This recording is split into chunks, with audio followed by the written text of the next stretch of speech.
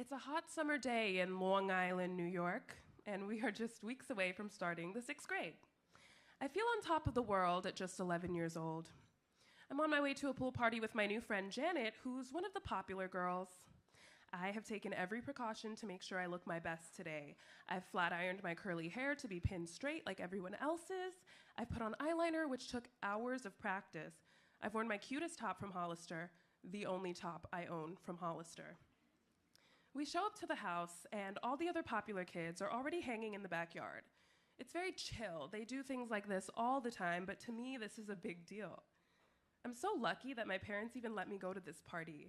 My Caribbean mother has a rule that I should only go out to one event each weekend. I have to stay home on the other 2 days, while these popular kids hang out every single day of the week. I look down at the flowers on my Hollister shirt and decide I look cute as ever. Smile to myself, then look back up. I meet the gaze of LaShawn Lewis, the only other non-white person there. I never really thought he hung out with these kids like that. I realize he's staring at me from across the yard. I haven't had any experience with boys, but in my mind, this could be the place where a summer romance starts. He could be falling in love with me in this very moment, wondering why he never noticed me before. At this point, I had only been in the neighborhood for a few years, and there were 7 different elementary schools, so not everyone knew who I was yet. Several minutes seemed to go by. One by one, everyone picks up on the way LaShawn and I are both staring at each other, and they all start to go silent. I keep staring back at him. Is he gonna come over and kiss me or what? Then, LaShawn finally opens his mouth from across the yard and says, "You are so fucking ugly." I know. Everyone laughs. 2 girls come to my rescue. "Oh my God, LaShawn, that's so mean." But I'm also laughing because it simply makes no sense. I have never even considered that I can be such a thing. I've never been called ugly by anyone before. I've been brought up by strong, beautiful women who took every opportunity to uplift me and tell me how pretty I am. There was never a moment when I questioned if my family was calling me beautiful just because they're my family. Until now. Everyone else moves on, and I shake it off, watching everyone get into the pool but me, since I don't want to wet my straightened hair. Later that day, when I'm back home, I start to wonder why LaShawn said what he said. He looks like me in the sense that we are both black. Did he think he was ugly too? What would it mean if I actually were ugly? I don't think he'd lie about it, I think to myself. I never did anything bad to him. These thoughts continue to swirl around in my mind long after I get back to my side of town. Thus began my spiral down the rabbit hole of who is considered the most beautiful woman in the world and what makes women beautiful. When I went with my mom to the nail salon, I became obsessed with flipping through all the beauty tips and plastic surgeries in the Cosmo magazines there. I was so happy to discover that there were already so many creams, injectables, and surgeries to cure my ugliness. There was only one issue. I had no money, and I was way too young at 11 years old. Don't worry, y'all, I wasn't sad for long.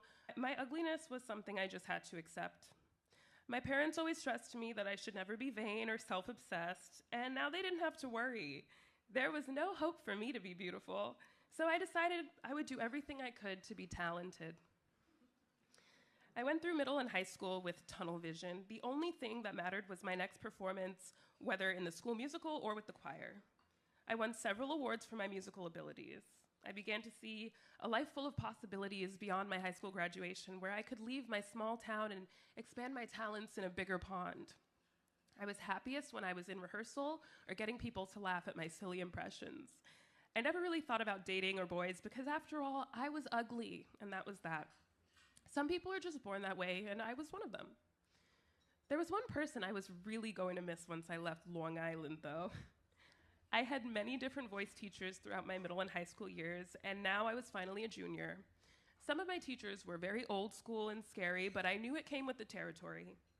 The last voice teacher I worked with, Miss Jackson, was one of the coolest, most beautiful, and nicest teachers I've ever had. She lived one town over, but I begged my parents to let me study with her for an annual statewide singing competition, even though she charged a bit more than my usual teacher. Since I was a rising senior, this was the last time I could be eligible to compete. I loved going to Miss Jackson's house and practicing at her big grand piano. She had 2 very friendly dogs and tons of awards all over her living room. She always greeted me with the biggest and brightest smile, and I had never felt so comfortable or safe to be myself around a vocal teacher. After I received a perfect score in the music competition, thanks to her help, Miss Jackson and I had one last lesson to help me freshen up for another solo. I expressed to her in that last lesson my concerns about graduating and having to choose a major. I was excited to graduate and finally leave this small town, but I was still scared. Miss Jackson took a breath, smiled at me, and said, "Well, Ash, whatever you do, you're gonna be tremendous at it, because your spirit expands for miles and miles. Everyone will love you the moment you enter a room." These words have stuck with me forever. I felt an overwhelming sense of joy and gratitude. How lucky was I to have such an amazing, kind woman to teach me? And how lucky was I to have her tell me what I didn't know I always needed to hear? From the age of 11 to the age of 16, I battled with myself, wanting to be less ugly, or to perform better, or to win a silly music competition no one would remember in a few years. But the thing that felt the most rewarding was hearing that someone appreciated my soul, the core of my spirit. That is truly something that I feel no one can change. When we hugged goodbye at the end of our final lesson, I was on top of the world. Miss Jackson didn't have to say that, and she wouldn't have lied about it. She didn't owe me anything except vocal lessons, so I knew she was probably telling the truth. Much like LaShawn's comment back in 6th grade, I took this observation Miss Jackson made of me, and I internalized it. Only this time, I wasn't searching for an explanation or a general theory on what makes souls beautiful. I was more than happy to have my soul be more beautiful than my face. As I've gone through this life, I've become aware that my passion and spirit are far more valuable than my looks. I've learned throughout the years that people will tell you things about yourself, and you can simply choose to believe them or not. 11-year-old Ash would have never believed it, but now I find myself to be quite stunning, both inside and out.